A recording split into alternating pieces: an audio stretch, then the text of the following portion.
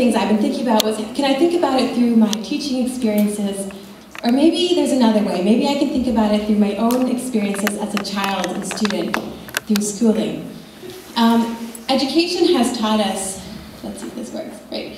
Education has taught us that there are 3 basic psychological needs that students have when they enter a classroom or a school community.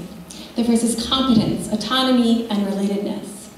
Competence refers to when students have that basic need of feeling that they are capable of the academic work expected of them, that they have confidence in their own capacities. Autonomy refers to when, well, it has 2 dimensions. The first is when they feel that they have some sense of agency in how and what they learn. The other dimension is when they are treated or they're recognized as unique individuals with their own passions and talents. Relatedness is more of social capital, so to speak, where they feel that there's some deep connection, social connection and identification. With a show of hands, how many of you here would say that they've had one or more favorite teachers throughout their schooling? Cool. I think it's safe to say that most of us have had at least one favorite teacher throughout our educational experiences, and that's pretty awesome. I've had 2, and I'd like to share some stories of these people because I believe stories have the power to transform our perception of the possible. My first favorite teacher came along when I was in kindergarten. I was too young to remember much at the time. I don't remember what her face looked like or what her name was. But there are some memories that are pretty vivid in my mind's eye. We were too young at the time to go out into the wilderness. So what she did was she brought the wilderness to us.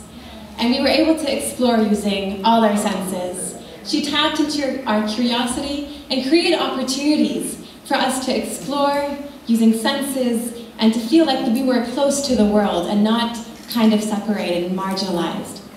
And it's amazing because these moments tend to be replicated throughout our lives in the future. Another thing about this teacher is I asked my sister a few days ago if she had any memories. She was in grade 1 at the time. I asked her if she had any memories of this teacher. And I know this teacher was pretty famous throughout the school. And she said, yeah, my friend and I used to clean her classroom every Friday after school for $2. And then she said something really interesting. She said, you know what, we were so bad at it that she had to teach us how to clean while we were doing it. But she would give us $2 anyway. And that's a pretty funny story, but think about it. Think about what that means. Imagine that these students had their first job experience at the age of 6. Most of us in this room only get that experience after we've graduated from university. So imagine what that means in terms of teaching kids responsibility and how to complete tasks, even if that means, in this case, learning on the job.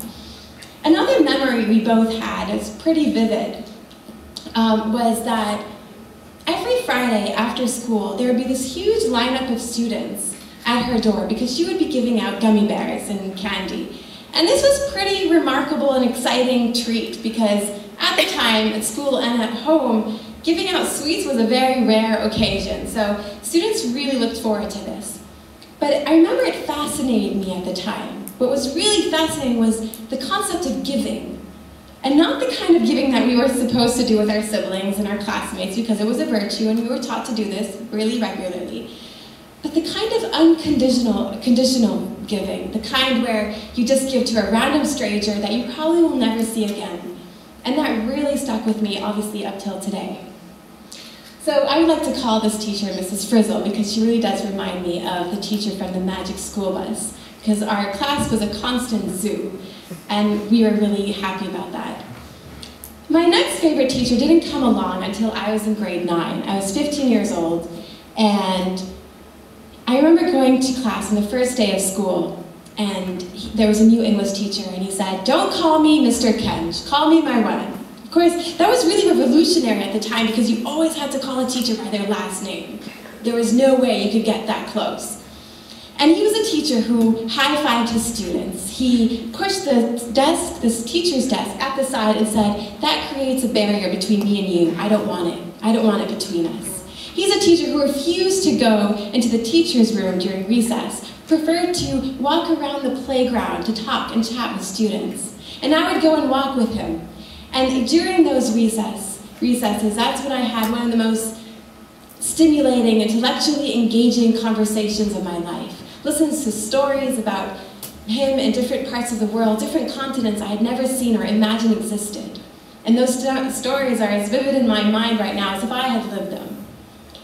And because of that trust that had been created between us during recess and throughout our engagement and interaction in class, I started to share more. And he was a writer, and I like to write too, but I was very personal about my writing. No one was allowed to read my writing, unless you were like my soulmate, which at the time I did not have, so no one was allowed to read my writing. But he was a writer, and I felt there was a lot of trust, so I started to share my writing with him. And what he did was he started to write me feedback, and sometimes as long as my own writing. And I started to look forward to that feedback immensely, and I would write more, and he would write more.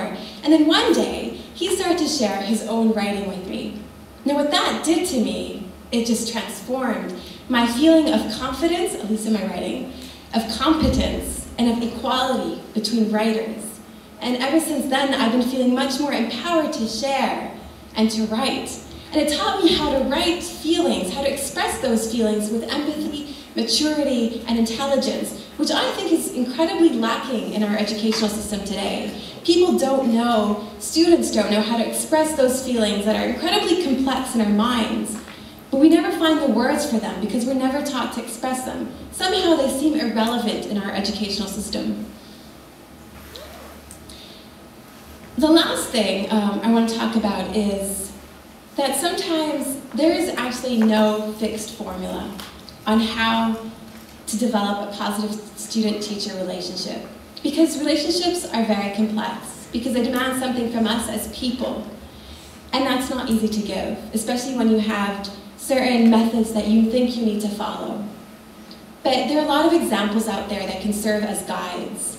And if we just begin with the assumption that everything in education starts with that student-teacher relationship, and sometimes it's the smallest and simplest of things that you do that can make a world of difference. Like asking them how their weekend went, what they were doing over the holidays, how they're doing in their other classes, and actively and genuinely listening to what they're saying. And I heard a lot about active listening today.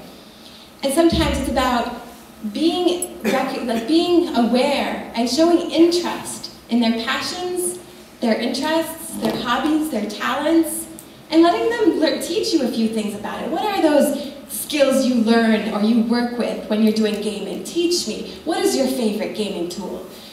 Things that we didn't have when we were growing up.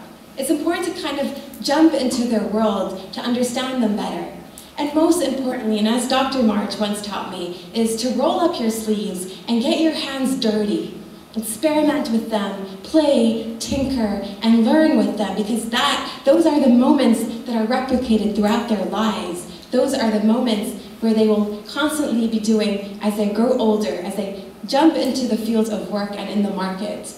Because as you can see, this is what I did when I was a wee baby.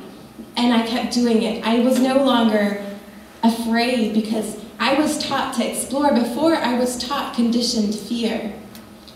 So get closer to you, students. Thank you.